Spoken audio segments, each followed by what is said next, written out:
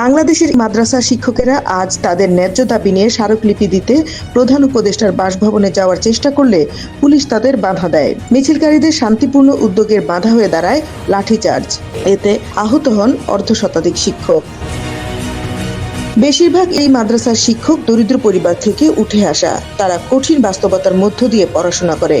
ছোটবেলা থেকেই এরা বঞ্চিত হয় বাবা মার স্নেহ ভালোবাসা থেকে। এরপর যখন মাদ্রাসার পড়াশোনা শেষ করে চাকুরির বাজারে প্রবেশ করে, তখন তারা যেন এক সমুদ্রে পড়ে।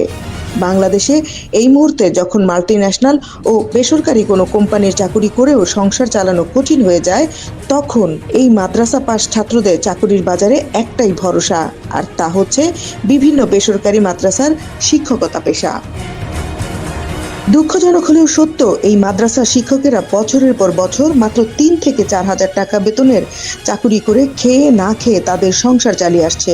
কিন্তু 5 আগস্ট শেখ হাসিনা সরকারের পতনের পর যখন ইউনূস ক্ষমতা দখল করে, তখন এই মাদ্রাসা শিক্ষকরাও ভেবেছিল অন্তর্বর্তীকালীন সরকার অনেকটা মানবিক হবে, বাজার দরও শেখ হাসিনা সরকার থেকে বেশি নিয়ন্ত্রণে রাখতে পারবে।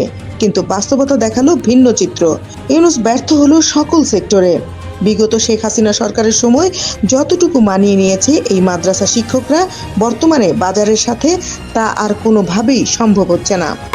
পুলিশের এরকম পায়ে ধরছি, ভাই বাড়ি দিয়েন না, তার উপর দিয়ে বাড়ি দিছে। একজন প্রশাসনের ভাই, একজন পুরুষ মানুষ হয়ে কিসের জন্য মহিলা শিক্ষিকার গায়ে হাত দিয়েছে? আমাদের দাবি জাতীয়করণ, নাইলে গুলি করে মরণ। আমার বাবা এই মাদ্রাসায় চাকরি করে বিনা বেতনে মারা গেছে। বাচ্চাদের শিক্ষাতে নিজের টাকা খরচ করে ঘর বাড়ি কইরা, এটা কি আমাদের অপরাধ? মাদ্রাসা শিক্ষকরা আজ মানবিক দাবিতে সরকারের দৃষ্টি আকর্ষণ করতে গিয়েছিলেন, কিন্তু তাদের প্রতি অমানবিক আচরণ করল প্রশাসন। এই হামলার ঘটনায় সাধারণ মানুষের মনেও বর্তমানে এই অবৈধ সরকারের প্রতি ক্ষোভ এবং হতাশা আরও বৃদ্ধি পেয়েছে।